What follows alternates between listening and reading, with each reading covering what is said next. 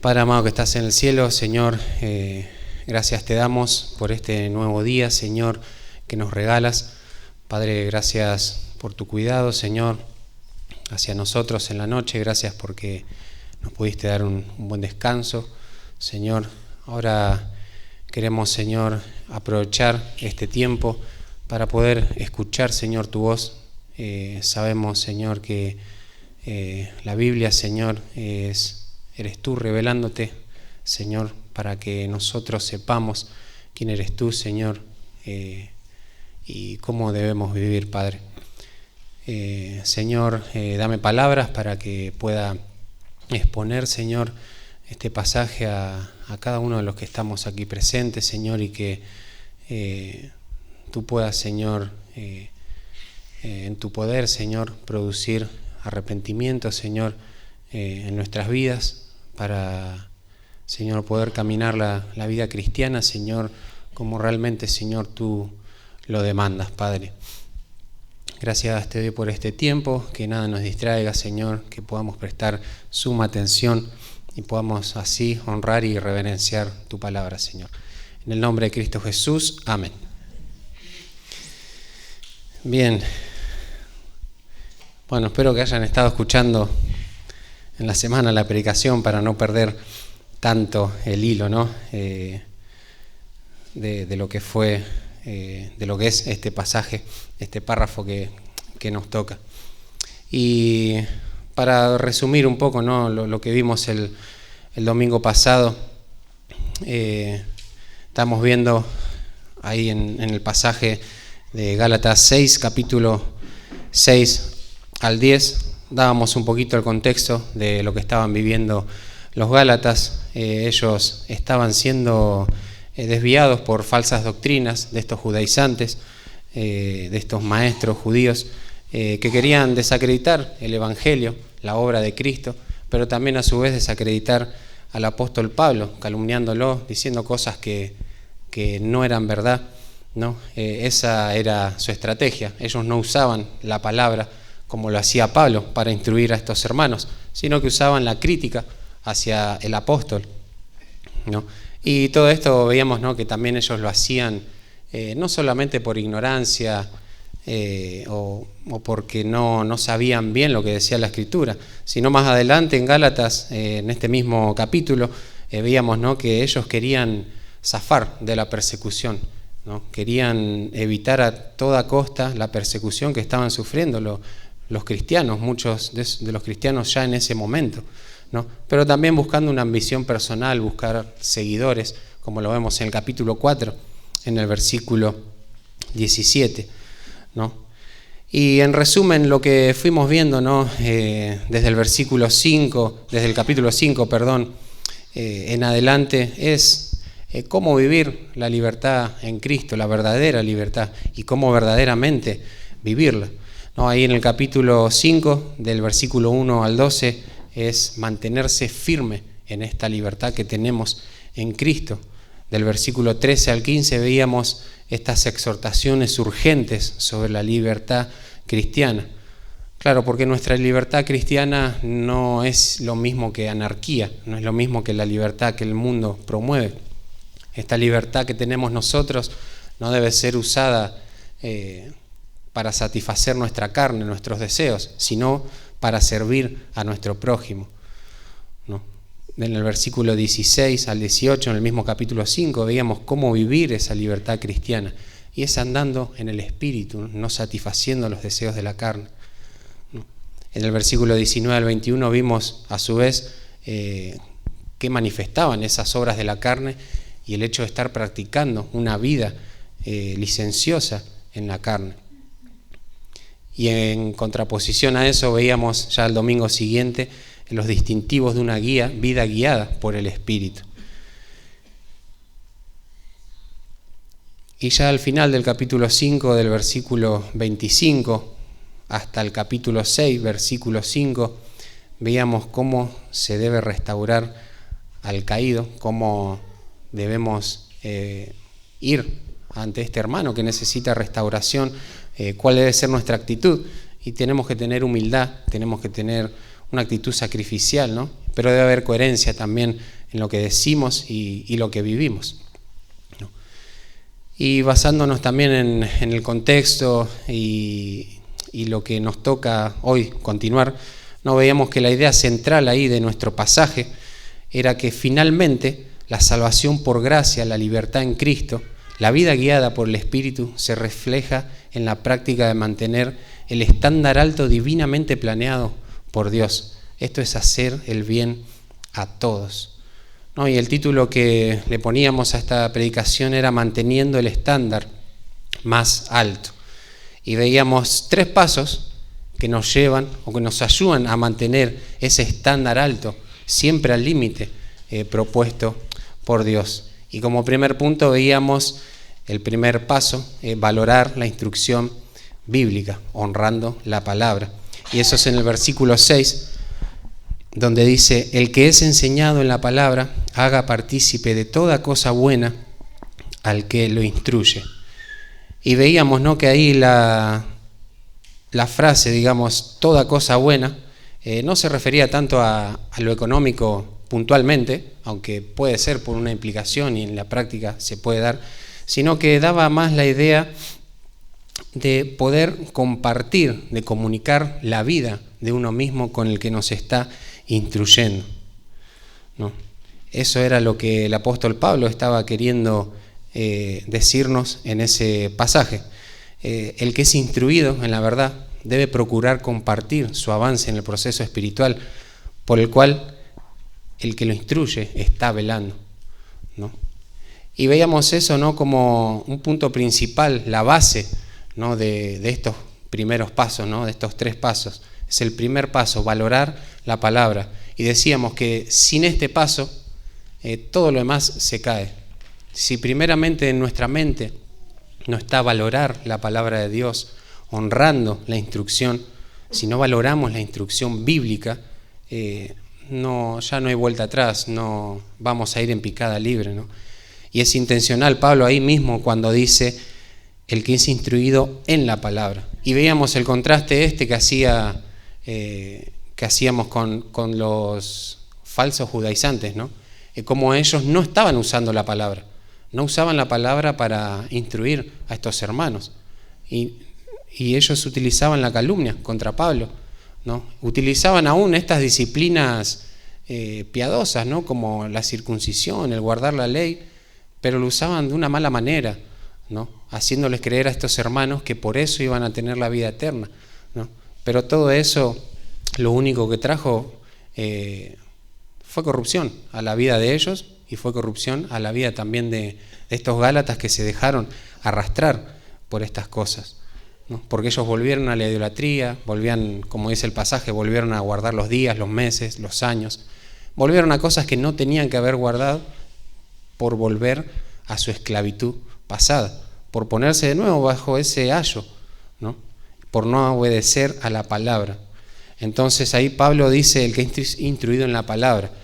Lo que está diciendo Pablo es que ellos no le enseñaron la palabra, pero yo sí lo hice, ¿no? Yo sí lo hice y no estoy recibiendo noticias buenas de ustedes. De hecho, lo que estoy recibiendo son noticias que me entristecen, que me angustian, porque se están desviando de la verdad. Justamente lo contrario a compartir la vida y poder compartir estas bendiciones que uno está creciendo, ¿no? Y veíamos que esa era la máxima bendición que uno podía tener, ¿no? Una que comparte la palabra, el que instruye, sea desde el púlpito, en un momento personal, privado, de consejería, en un discipulado.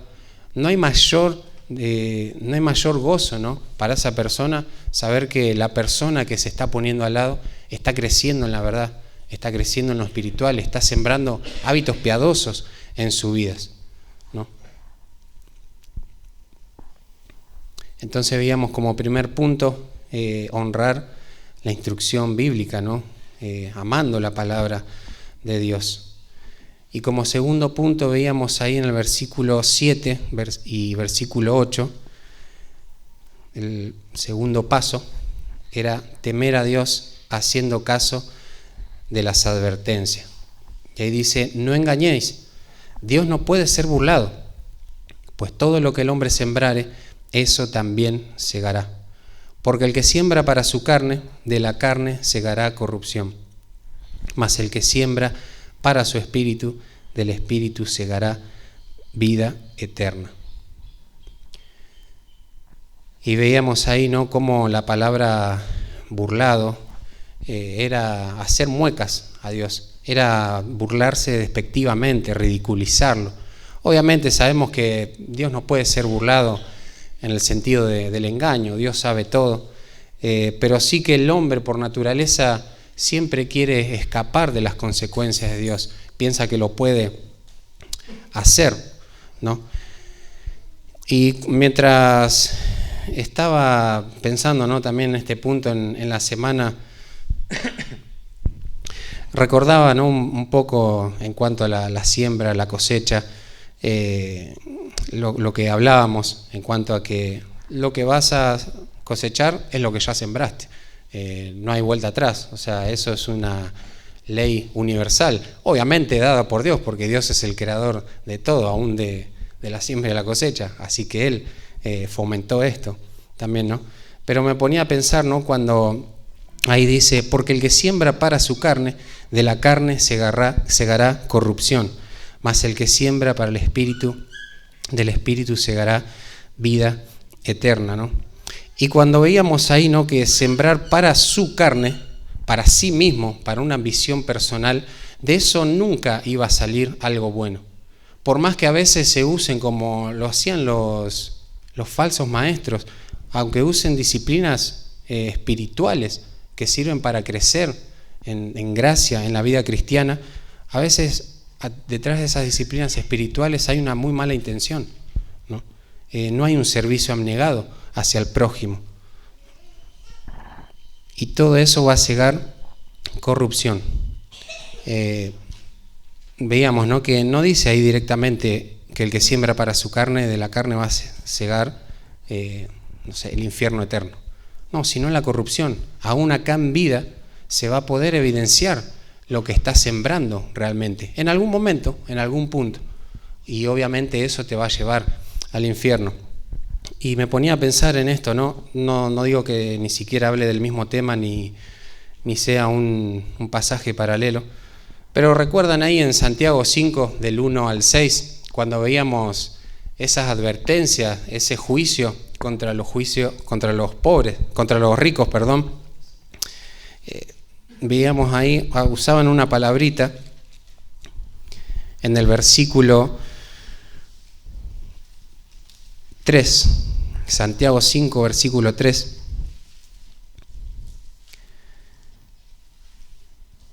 Dice, vuestro oro y plata están enmohecidos, y su moho testificará contra vosotros, y devorará del todo vuestras carnes como fuego. Habéis acumulado tesoros para los días postreros. O sea, y recordemos, ¿no?, los ricos no estaban siendo juzgados por sus riquezas en sí, estaban siendo juzgados por su corazón, por lo que había en su corazón, por el amor a esas riquezas, ¿no? Y hay algo que me llamaba la atención y por eso lo comparaba o veía algunas similitudes. Dice, habéis acumulado tesoros para los días postreros. El que siembra para su carne no está pensando en lo eterno, está pensando en el momento. Porque claro, sembrar para la carne nos trae placer, un placer momentáneo, y nos trae comodidad. No hay que estirarse por nada, es solo velar por sí mismo, ¿no? Y en vida se va a ver esa corrupción, en vida se va a ver ese fruto. Y ahora los ricos dicen que habéis acumulado tesoro para los días postreros. Y vemos que esa frase, para los días postreros, hacía referencia en realidad al presente, a la vida. O sea, un tiempo que hay entre la primera venida de Cristo al mundo, donde vino a ofrecer su vida, hasta su segunda venida. O sea, el tiempo que estamos viviendo. O sea, los ricos acumularon lo terrenal para lo terrenal únicamente. Y ese fue uno de los errores de estos ricos, no pensar en lo eterno, no pensar en lo espiritual, solo en su carne. Y vaya que sí se vio los resultados de estos ricos, ¿no? Porque ahí mismo dice, vuestras riquezas están podridas, vuestras ropas están comidas de polilla, vuestro oro y plata están enmohecidos. Y ese moho es el que da evidencia de cómo vivieron, de la disipación, de la acumulación impía que tuvieron, inútil, ¿no? Estos ricos acumularon, sembraron para sí mismos y de sí mismos solo corrupción es lo que cosecharon, ¿no? Y obviamente Dios un día los va a destruir y ya destruyó a estos ricos, ¿no?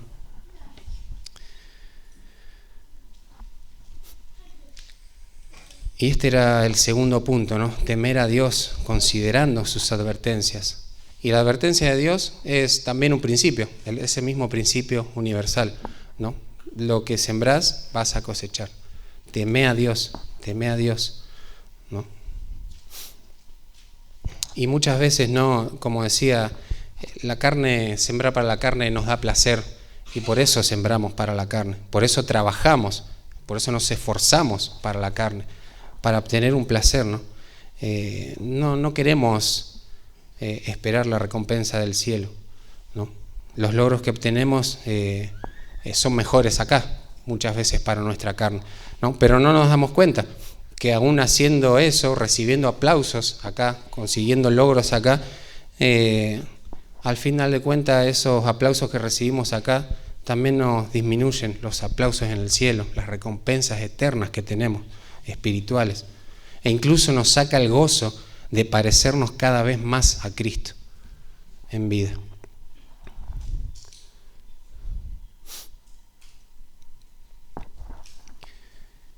Y hablábamos también en cuanto a la intención de la siembra, ¿no?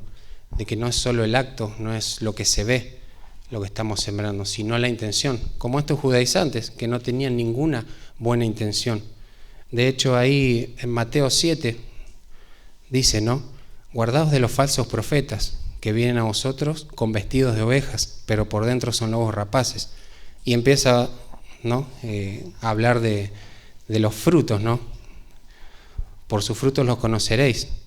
¿Acaso se recogen uvas de los espinos o higos de los abrojos? Así todo buen árbol que da buenos frutos, así todo buen árbol da buenos frutos, pero el árbol malo da malos frutos. No puede el buen árbol dar malos frutos, ni el árbol malo dar buenos frutos. Todo árbol que no da buen fruto es cortado y echado en el fuego. Así que por sus frutos los conoceréis.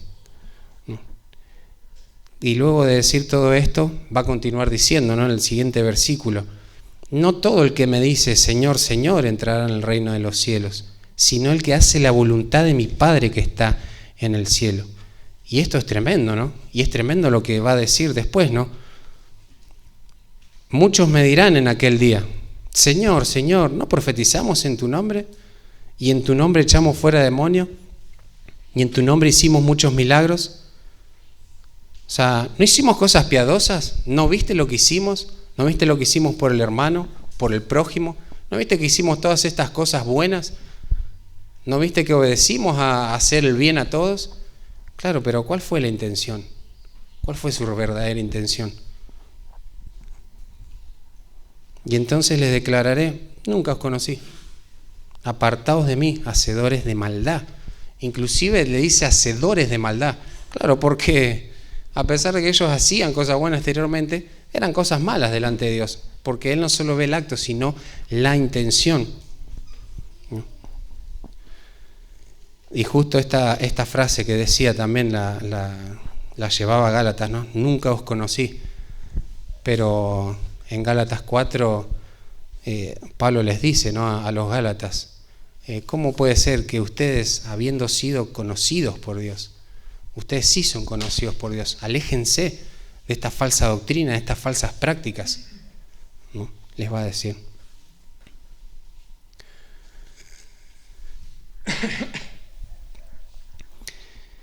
Entonces veíamos ahí, ¿no? el primer paso para poder mantener el estándar alto, pues, propuesto por Dios, ¿no? Valorar la instrucción bíblica, honrando su palabra, ¿no? Y el segundo paso es temer a Dios haciendo caso de sus principios. Y hoy vamos a terminar de ver este texto y vamos a pasar al tercer paso, que es perseverar con paciencia, confiando en las promesas de Dios. perseverar con paciencia confiando en las promesas de Dios. Igualmente vamos a dar lectura a todo el pasaje nuevamente para poder tenerlo más fresco. Porque cada uno llevará su propia carga. El 6. El que es enseñado en la palabra, haga partícipe de toda cosa buena al que lo instruye. No os engañéis, Dios no puede ser burlado, pues todo lo que el hombre sembrare, eso también segará. Porque el que siembra para su carne, de la carne segará corrupción. Mas el que siembra para el Espíritu, del Espíritu segará vida eterna. No nos cansemos, pues, de hacer bien, porque a su tiempo segaremos si no desmayamos. Así que según tengamos oportunidad, hagamos bien a todos y mayormente a los de la familia de la fe. Entonces, este tercer paso de perseverar con paciencia, confiando en las promesas de Dios. Ahí la palabra o el término, ¿no? Los dos términos, cansemos y desmayemos, las palabras que aparecen ahí, son diferentes en el original, pero ambas tienen términos que hacen referencia a la idea de quedarse exhausto y darse por vencidos, ¿no? Específicamente la palabra cansemos tiene la idea de estar siendo desalentado, estar lamentándose, carecer de valor para hacer algo, estar perdiendo el ánimo. Eso es lo que significa la palabra cansarse, ¿no? Cansemos. Y esto es justamente todo lo contrario, ¿no? Lo que dice ahí en 1 Corintios 15:58, ¿no? De ser firmes y constantes, creciendo en la palabra, en la obra del Señor siempre, sabiendo que vuestro trabajo en el Señor no es en vano. También ahí vemos en Hebreos 12, del versículo 1 al 3, cómo se anima a los hermanos, ¿no? Y es con el objetivo de no rendirse, de no cansarse, ¿no? Que dice, corramos con paciencia la carrera que tenemos por delante, puesto los ojos en Jesús, el autor y consumador de la fe, ¿no? Y más adelante, a lo último dice, considerad a aquel que sufrió tal contradicción de pecadores contra sí mismo, para que vuestro ánimo no se canse hasta desmayar. Como veíamos, ¿no? La paciencia es una de las manifestaciones del fruto del Espíritu, ¿no? Ahora, esa paciencia, esa perseverancia, ese no cansarse, es en hacer el bien, ¿no? Ahora, ese hacer bien, como decíamos la semana pasada, es una palabra diferente a la que se usa en el versículo 6, cuando dice que haga partícipe de toda cosa buena. Veíamos que esa palabra venía de ágatos, que era algo intrínsecamente bueno, en esencia ya es bueno, un bien espiritual lo podríamos definir, algo que va más allá, que trasciende, un bien que no es temporal. Pero acá la palabra es la palabra kalos, y hace referencia a aquello que está bien adaptado a las circunstancias o afines, aquello que es éticamente bueno, correcto, noble, honorable. Se dice de los cristianos que deben procurar hacer las cosas honradamente, 2 Corintios 8:21, de retener lo bueno, en 1 Tesalonicenses 5:21, también de provocarnos a las buenas obras, ahí en Hebreos 10:24. Ahora, este pasaje nos anima a perseverar con paciencia, confiando en las promesas de Dios. Y necesitamos esto para mantener el estándar alto. Y lo necesitamos porque el hecho de hacer bien a todos va a requerir que lidiemos con personas a las cuales no le vamos a querer hacer el bien.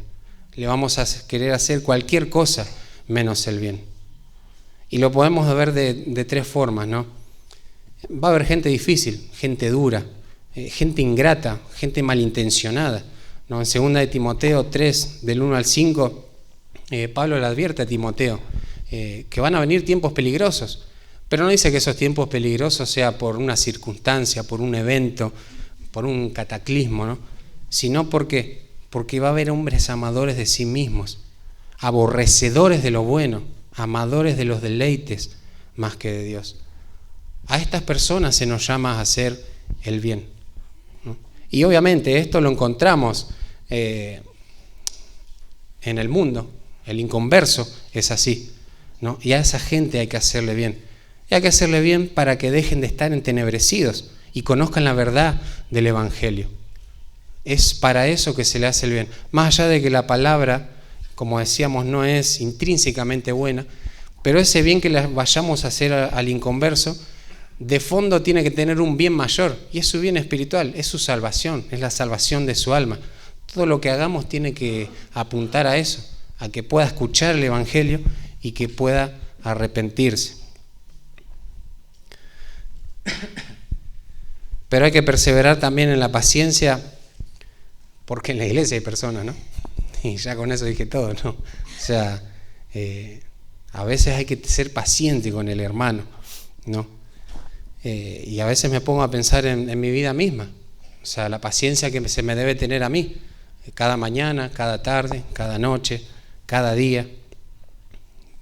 Tipo duro, complicado, ingrato, malintencionado, como decía, tipo difícil, ¿no? Eso es lo que soy yo, y eso es a lo que se le llama, a mí se me llama hacer bien, y que se me haga bien a mí.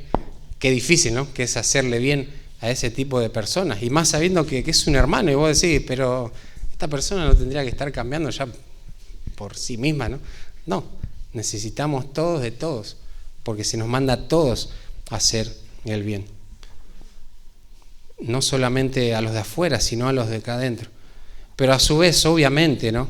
Es por nosotros mismos que necesitamos perseverar pacientemente, ¿no? Porque tenemos la tendencia de querer abandonar a la primera de cambio, de darnos por vencidos. No nos gusta el proceso, y muchas veces ni siquiera lo que va pasando en el proceso. Nos gusta el resultado, ¿no? Por naturaleza, ¿no? El hombre es muy poco constante cuando el trabajo requiere un esfuerzo continuo y no se ven los resultados inmediatos, ¿no? Y muchas veces, como veíamos en el segundo punto y en el primer punto, las intenciones que tenemos tienen que ser evaluadas y examinadas a la luz de la palabra y a la luz de otros hermanos maduros.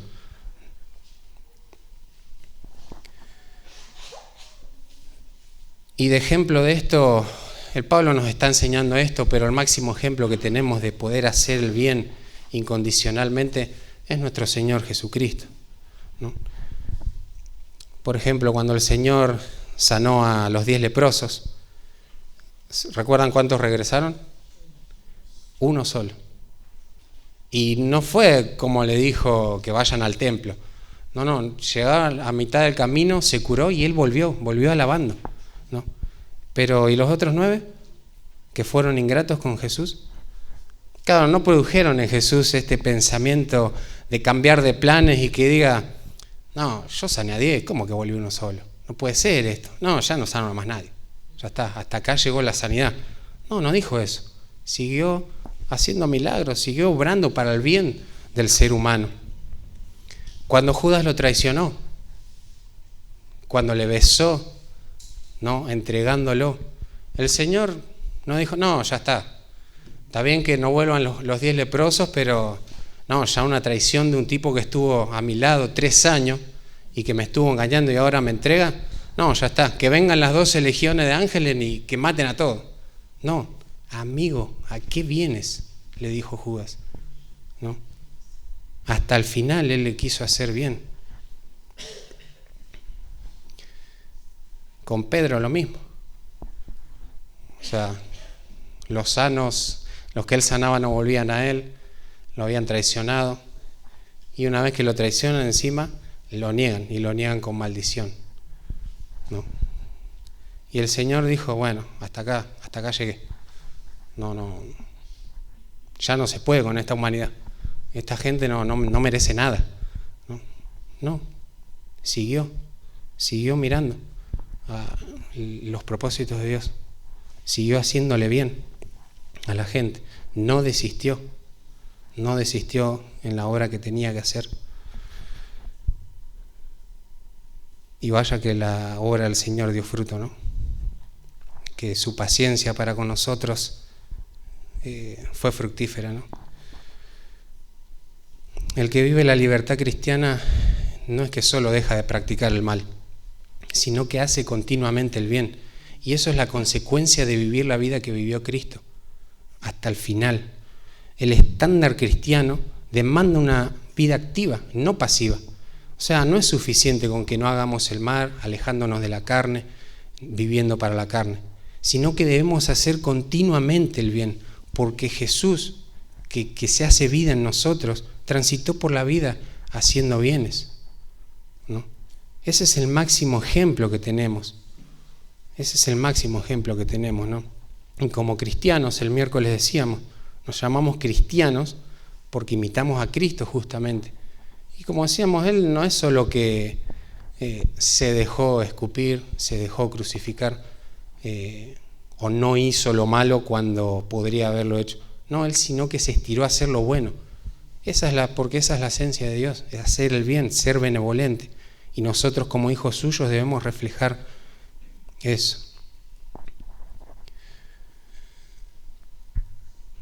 Siguiendo ahí con el pasaje, dice, porque a su tiempo segaremos si no desmayamos. Porque a su tiempo segaremos si no desmayamos. Y al igual que con la frase esa, vida eterna, que veíamos en el versículo 8, esto podría referirse sí a la salvación final, digamos, disfrutar la presencia de Dios por la eternidad en el cielo, o también podría ser una mención a una bendición espiritual, ¿no? A lo que puede producir esto en vida, en nuestra vida, lo que seguimos. Y obviamente esto dice también que es posible, ¿no? Puede ser posible que sirvamos a Dios por largo tiempo y luego nos rindamos y perdamos bendiciones acá y le recompensa en gloria. Obviamente esto no quiere decir que nos rendimos y abandonamos la fe como un apóstata, pero sí muchas veces va a haber en nuestra vida estas situaciones que nos angustian, que nos entristecen, por el cual queremos rendirnos por momentos y dejar de hacer el bien, pero nos damos cuenta también que estamos perdiendo una bendición espiritual. Y como decíamos, la mayor bendición espiritual acá en la tierra es poder parecernos más a Cristo, ¿no? Nuestro carácter no va a reflejar la vida de Cristo cuando queremos tener este ambiente de cansancio, de desmayarse, de querer rendirse, ¿no? El apóstol Juan, en 2 de Juan 8, nos advierte, ¿no? Dice, mirad por vosotros mismos, para que no perdáis el fruto de vuestro trabajo, sino que recibáis el galardón. El creyente va a recibir el galardón a su debido tiempo, si no desmaya, o sea, es decir, si no se da por vencido. Cuando vos ves en el ámbito de la cosecha y la siembra, los que siembran lo hacen hasta el final, El que dejó de sembrar y se fue, porque ya dijo, ya no aguanto más, no sale más este fruto, se va a perder la bendición de ver que un día sí salió ese fruto. Se va a perder la bendición de tener su fruto. Pero a esto estamos llamados, ¿no? A perseverar con paciencia en hacer el bien. Y va a ser difícil, hermanos, va a ser difícil porque tenemos que lidiar primero con nuestro propio corazón egoísta, que quiere todo para sí mismo, que quiere perseguir sus ambiciones personales. Pero una vez que lidiemos con eso y que estemos dispuestos a hacerle el bien a otro y no pensar en el otro, están las personas con las que tenemos que lidiar, que no van a ser fáciles, van a ser duras. Vas a decir, yo por tengo que hacer algo bueno. Sí, el Señor te manda eso, porque el Señor dio el máximo ejemplo de eso, ¿no? Se fue a la cruz por gente que lo escupió, por gente que lo crucificó, por gente que le atravesó su costado, ¿no? Hay que tener paciencia, ¿no? Volviendo un poquito, ¿no?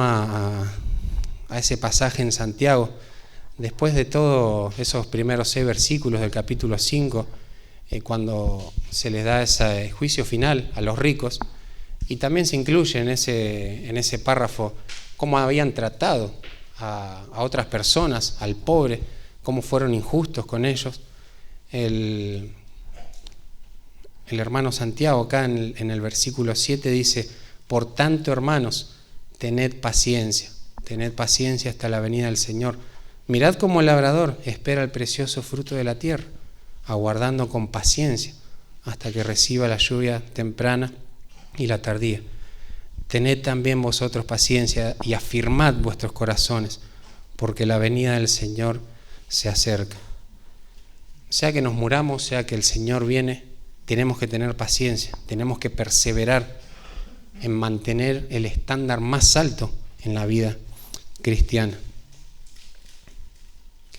Hay un pastor que en un momento se le acerca una mujer que estaba colaborando en la escuela dominical, y la mujer le dice: mire, pastor, la verdad que ya no quiero saber más nada con la escuela dominical, porque estos niños no entienden nada, no prestan atención, son revoltosos, y cuando prestan atención igual no les queda nada. Esto es tiempo perdido, es trabajo perdido, hacen bochinche, no hacen caso, son desobedientes. No, yo la verdad que o saque la clase o póngame en otra clase, pero no puedo seguir así, ¿no? Y este pastor le dice: entiendo lo que me está diciendo, pero le pregunto, ¿la insultaron a usted? No llegaron a ese punto, todavía no me insultaron. ¿Le pegaron? ¿La escupieron? No, tampoco, no llegaron a ese. ¿Traspasaron su costado? ¿Le pusieron una corona de espinas? ¿Le pusieron clavos en las manos? No, obviamente que no me hicieron nada.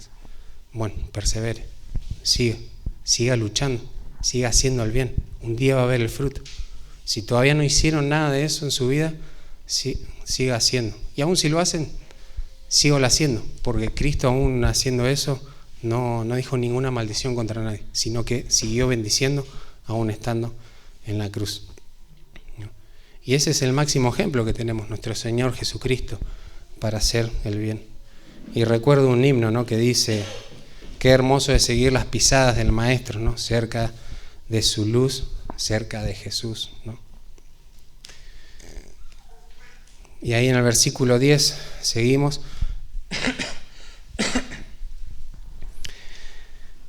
Y dice: así que según tengamos oportunidad, hagamos bien a todos, y mayormente a los de la familia de la fe. Empieza con así que, y en el español no es muy elocuente esas dos palabritas, ¿no? Pero en el original es una conclusión exclusiva, es la conclusión de todo lo que está hablando el apóstol Pablo hasta este punto. Es algo muy certero lo que va a decir, ¿no? Y es como que está diciendo: su libertad no tiene que ser usada para dar rienda suelta a la carne, debe ser usada para servir. Entonces úsenla para amarse, para amar, para andar en y por el Espíritu, para restaurar al caído, para bendecir de todas formas posibles al que los instruye, para sembrar en el Espíritu, para buscar lo piadoso. En resumen, toda su vida pónganla en servicio del bien a su prójimo, les está diciendo Pablo en este versículo.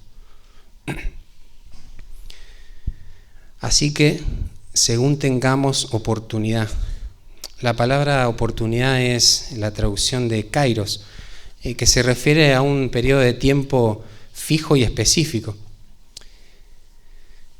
Y la frase según tengamos no se refiere en sí a oportunidades ocasionales que puedan surgir en la vida de un creyente, sino a la oportunidad total de su existencia actual en la tierra. O sea, según tengamos oportunidad, se está refiriendo según tengamos vida. Si estás vivo, tenés la oportunidad, y si estás vivo, tenés que hacer el bien. No te queda otra. Si sos un hijo de Dios, tenés que mantener ese estándar. Toda la vida de un creyente es su oportunidad única, pero obviamente limitada, para servir a otros en el nombre del Señor. Pero también da la idea y incluye la idea no solo de esperar las oportunidades, sino de buscar y aún crear oportunidades particulares dentro de la amplia gama de oportunidades que nuestro tiempo aquí en la tierra nos dé, ¿no? Y es interesante que acá y en el versículo anterior dice no nos cansemos, y acá dice aquí sí que según tengamos. El apóstol Pablo se está incluyendo, porque él sabe que debe mantener este estilo de vida también. Él no se lo está diciendo solamente a los Gálatas porque se habían desviado. No, se los dice porque son creyentes, así como yo, entonces tenemos que hacer esto. Los anima a poder seguir este estilo de vida. Es un llamado, ¿no?, a esforzarnos, ¿no?, a aprovechar cada oportunidad que tenemos de sembrar para la gloria de Dios, ¿no?, para sembrar en el Espíritu. Y el hecho de que aparezca ahí la palabra hagamos, en el original ya la habíamos visto varias veces, pero es estar obrando, estar trabajando. Es algo que se requiere un esfuerzo, ¿no? Es algo a lo que uno se aboca a eso. Lo hace con diligencia, no lo hace de pasada nomás. No, busca eso y se esfuerza por eso. Y como decíamos, ¿no?, ¿a quién se debe hacer el bien? A todos, a todos. A esa persona difícil, dura, que no entiende, que no quiere entender, que inclusive te va a odiar por querer hacerle un bien, porque va a entender que el ser humano es el ser más sospechoso que hay, entonces no, y sospechable también. Entonces, ¿por qué me está haciendo un bien no? Y va a haber esa actitud también, va a haber esa reacción, y por eso te van a desconfiar, porque hay tanta maldad en el mundo que no pueden creer que alguien quiera hacer algo bien por gracia únicamente, ¿no? Pero debemos seguir haciendo ese bien incondicional, tenemos que perseverar en eso, ¿no? Y esto se debe mostrar a todos los hombres, ¿no? Y aún dice 1 Pedro 2:15, porque esta es la voluntad de Dios, que haciendo bien hagáis callar la ignorancia de los hombres insensatos.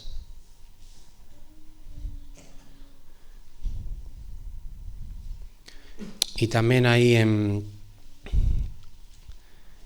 Tito, en el capítulo 12 dice, presentándote tú como ejemplo de buenas obras. A esto también exhortó a Tito el apóstol Pablo. O sea, no es un mensaje que solamente se le da a los Gálatas. En varias de sus cartas vemos esto mismo. Dice, en la enseñanza mostrando integridad, seriedad, palabra sana y reprochable, de modo que el adversario se avergüence y no tenga nada malo que decir de vosotros. Y más adelante en el capítulo 3 va a decir, palabra fiel es esta, y en estas cosas quiero que insistas con firmeza, para que los que creen en Dios procuren ocuparse en buenas obras. Estas cosas son buenas y útiles a los hombres. Dice, si vos te ocupás de estas cosas, Tito le está diciendo, esto va a ser útil para el hombre, pero no es una utilidad meramente terrenal. Tal vez sí, en la práctica sea algo terrenal, algo superficial, pero detrás de eso siempre tiene que haber la intención de hacerle un bien mayor, el bien espiritual. Si es un inconverso, como dijimos, que pueda llegar al conocimiento, que ese corazón encallecido pueda ser quebrado por Dios. Y si es un hermano, que siga corriendo en la santificación, que siga dando pasos en su vida piadosa. O sea, hacer el bien comprende toda acción de ayuda que podamos hacer en nuestra vida cristiana, ¿no?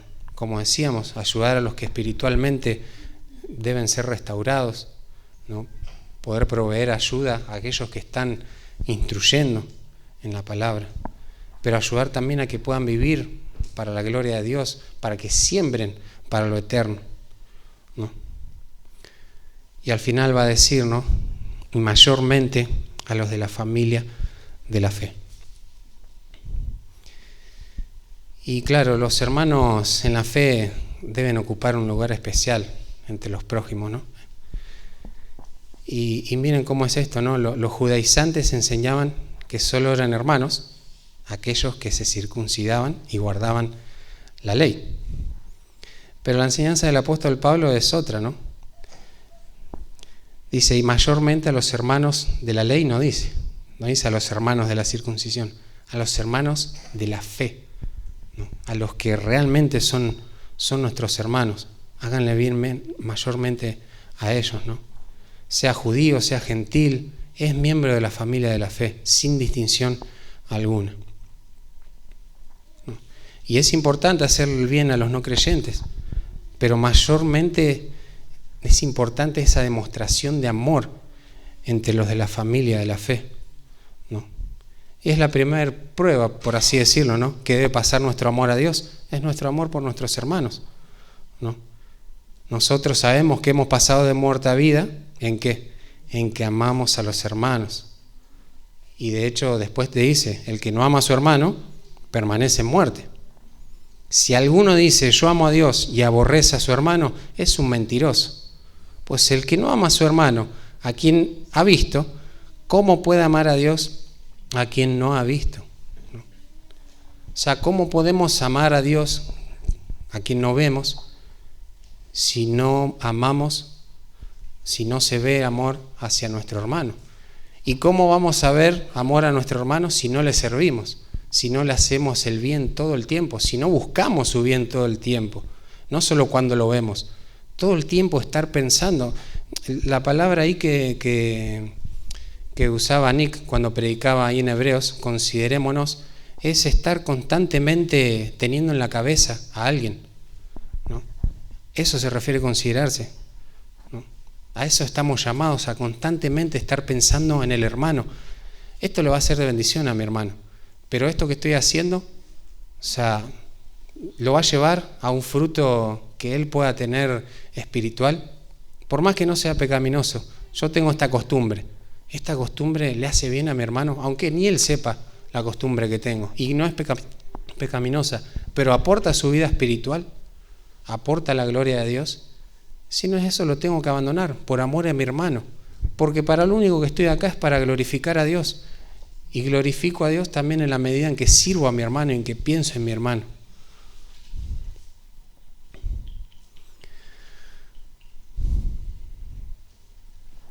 Y sigue ahí Juan diciendo, ¿no? Y nosotros tenemos este mandamiento el que ama a Dios, ame también a su hermano, ¿no? Y esta clase de siembra siempre produce una cosecha llena de gozo, hermanos. Y también constituye un testimonio para los de afuera, porque una de las cosas que los de afuera van a ver si somos hijos de Dios o no, es si nos estamos amando unos a otros.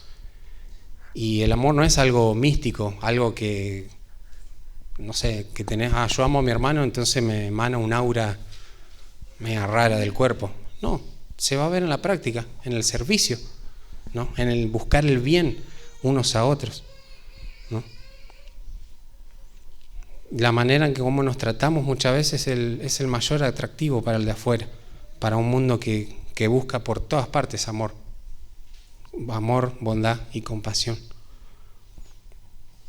Es muy importante este punto de poder amarnos unos a otros, pero tener esa paciencia para poder hacerlo, perseverar sabiendo y conociendo las bendiciones de Dios, las promesas de Dios, sabiendo que un día vamos a cosechar lo que sembramos, ¿no? Los que conocen la fidelidad de Dios y confían en Él van a permanecer, van a perseverar con paciencia en sus promesas, aunque muchas veces cueste, aunque sintamos que ya no podemos más hacer el bien al otro, porque ya nos defraudaron, ya hemos caído muchas veces en trampas, nos traicionaron, ¿no? Nos vieron como tontos por querer estar buscando el bien siempre, constantemente hacia el otro, ¿no? Pero pidamos al Señor de su gracia para mantener el estándar más alto. Es en el Espíritu que vamos a poder lograr esto, no en nuestras propias fuerzas, solo en el Espíritu. Si estamos viviendo en el Espíritu, si estamos andando en el Espíritu y viviendo conforme al Espíritu, en obediencia a Dios y buscando de su gracia, pidiéndole que en su gracia nos permita cumplir con el estándar más alto, es de la única manera que lo vamos a lograr.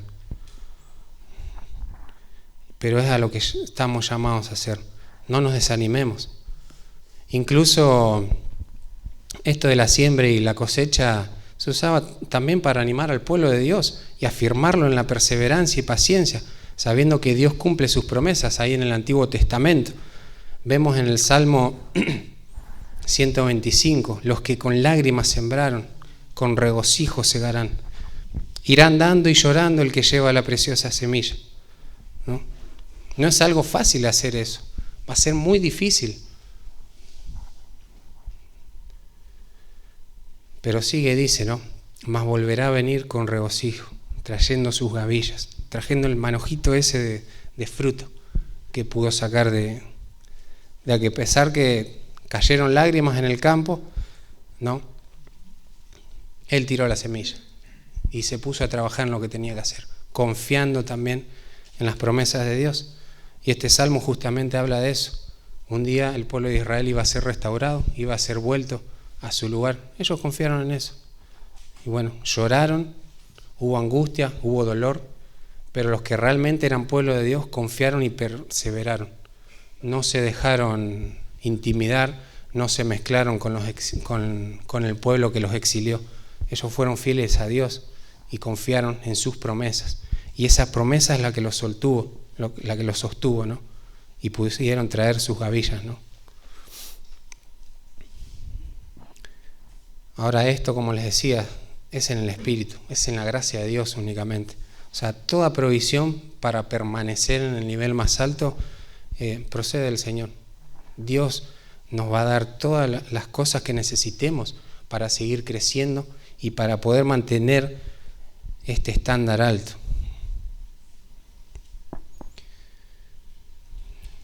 Hay un autor que dice, ¿no? Mientras tenemos vida terrena, tenemos tiempo, pero no siempre tenemos las oportunidades de hacer el bien, por lo que no deberíamos dejar escapar ninguna de esas oportunidades, las cuales nunca vuelven. Podrán venir otras, ya similares, ya diferentes, pero las que pasaron sin ser aprovechadas nunca más volverán, y de ello se nos va a pedir cuenta. Se nos va a pedir cuenta de las veces que no aprovechamos para hacer el bien al otro. Algunas preguntas que nos podríamos hacer, ¿no? En cuanto a este punto, ¿no? Y en cuanto a los puntos anteriores también, ¿no? La primera, ¿no? ¿Todas las promesas del Señor son apoyo poderoso en mi vida para perseverar con paciencia? ¿En cuál de estos pasos necesito crecer o avanzar? ¿Qué te desanima para no hacerle bien al otro? ¿Las promesas del Señor son suficientes para poder perseverar en tu vida cristiana? ¿O necesitas otras cosas? Y a veces no se refieren las promesas del Señor a que, bueno, va a estar todo bien, sino algo más allá. Las promesas del Señor son eternas, ¿no? Las promesas del Señor no son para usarlas para nuestro bien terrenal únicamente, trascienden, ¿no?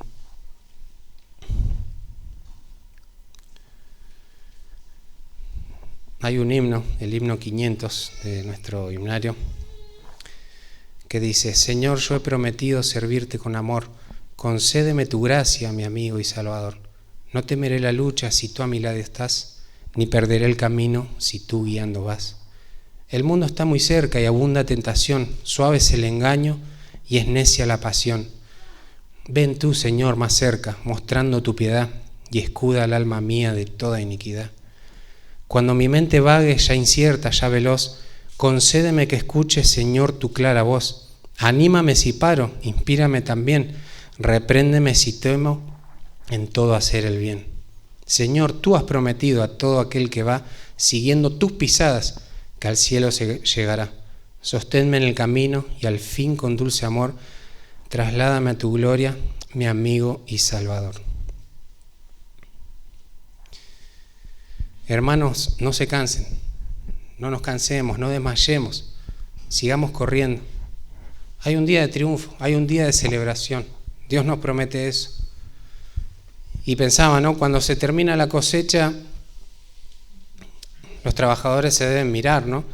Y decir, lo logramos, ¿no? Por fin vemos el fruto de nuestro esfuerzo, por fin podemos cosechar lo que tanto nos costó, que a pesar de que entre nosotros tal vez a veces nos peleamos en cómo hacer ciertas labores, o sea, seguimos adelante, ¿no?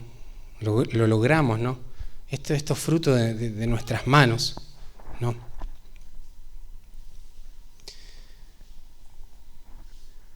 Pero cuando lleguemos al cielo va a ser algo parecido, pero con palabras diferentes. Señor, tú lo lograste. Tu gracia hizo que un pecador pueda perseverar. Tus promesas fueron fieles. Tus promesas fueron fieles. No me dejaste, Señor. No dejaste que me rinda.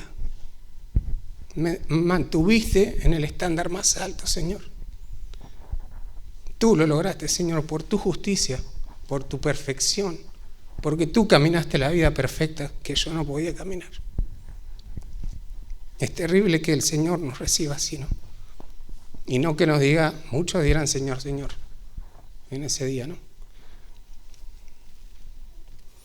Así que esto es todo por ahora, hermanos. Fue más corto que la última vez, pero creo que nos deja muchas cosas en las cuales pensar y preguntarnos, ¿no? Ahora la tardecita voy a subir todas las preguntas que tenía que subir en cuanto a esto. Pero hermanos, no abandonemos. Las situaciones son difíciles en esta vida. No se nos promete una estabilidad en ningún sentido en nuestra vida. Pero se nos dan promesas. Se nos dan promesas que el Señor va a cumplir. Algunas son incondicionales, algunas son condicionales. Tenemos que forzarnos. El Señor no nos promete que vamos a tener manzanas si sembramos higos. Lo que sembrás cosechás. Lo que sembrás cosechás. Sigamos el ejemplo de Cristo. Sigamos el ejemplo de Cristo, que le hicieron de todo a nuestro Señor Jesucristo. Pero dio como fruto, el máximo fruto que podemos obtener, nuestra salvación. Así que oremos. Señor amado, gracias por estos 3 pasos, Señor, que pudimos estar viendo. Señor, cuán lejos estamos, Señor, de poder llegar a eso. Qué difícil, Señor, que va a ser de ahora en más, teniendo la conciencia que nos va a pesar, Señor, de poder mantener en alto el nivel de la vida espiritual que tú deseas para nosotros, Padre. Señor, que no nos conformemos con no hacer el mal, con huir de nuestro pecado, que sí tenemos que luchar, Señor, contra todas esas cosas, tenemos que estar atentos, no tenemos que estar dormidos, pero que no nos quedemos pasivos, Padre. La vida cristiana es activa, debemos huir del pecado, debemos no alimentar la carne, pero debemos buscar constantemente, Señor, el hacer el bien, por tu gloria, Señor. Y porque tú no quieres que nadie se pierda, Señor, debemos ir, Señor, y hacer las cosas buenas para un bien eterno, Señor, para el inconverso, pero aún para nuestros hermanos, Señor. Su santificación es lo más importante que ellos tienen que ponerse a trabajar, Padre. Que podamos aportar, Señor, en ambos bandos, Señor, para tu gloria y para beneficio, Señor, de esa alma, Padre. Señor, queremos seguir tus pisadas, sabiendo que tú hasta el final, Señor, tuviste paciencia, Señor, con nosotros, con el ser humano. Perseveraste, Señor, sabiendo que ibas a hacernos un bien, Señor. Perseveraste, Señor, pensando... Jesucristo perseveró, Señor, pensando en tu gloria, Señor. Y que podamos también hacer eso, Señor. Perseverar, Señor, perseverar. No abandonar, Señor. Aun cuando vemos que queremos tirar la toalla, Señor, ir al lado del hermano, Señor, y levantarlo, Padre. Levantarlo para que pueda seguir el camino, Señor, y que juntos podamos correr esta carrera, Padre. Dando estos primeros pasos, no deshonrando tu palabra, sino valorándola, Señor. Valorando tu instrucción, pero aún entendiendo, Señor, y temiéndote, Señor. Haciendo caso a las advertencias que nos das, Padre, que no importa lo que pensemos, lo que hagamos o lo que creamos, todo va a salir a la luz, Señor. Si lo hicimos con una buena o mala intención, Señor, todo va a dar fruto, Señor, y se va a ver ese fruto. Y vamos a avergonzarnos, Señor, si ese fruto no era para tu gloria, Padre. Pero aún para hacer todo eso, Señor, necesitamos perseverar con paciencia, Señor. Necesitamos perseverar con paciencia. Eso nos va a ayudar confiando, Señor, en tus promesas, que eres fiel en cumplirlas. Aún lo que prometes que vas a destruir al impío, Señor, aún pensando en esas promesas, Padre, porque tal vez hay impíos entre nosotros, hay gente que todavía no te conoce, y ruego por ellos, Señor, también, para que puedan entender el Evangelio realmente y que puedan vivir la vida que tú quieres que vivan, Padre. Necesitamos de tu gracia, Padre. Necesitamos de tu gracia para poder caminar en esta vida, Señor, y no ser livianos, Señor. No descansar en que somos humanos, imperfectos y que no nos va a salir. Eso ya lo sabemos, pero tenemos que estirarnos, Señor, lo más que podamos, y unos a otros hacernos bien para poder mantener este estilo de vida, Padre. Gracias, Padre, por este tiempo. En el nombre de Cristo Jesús. Amén.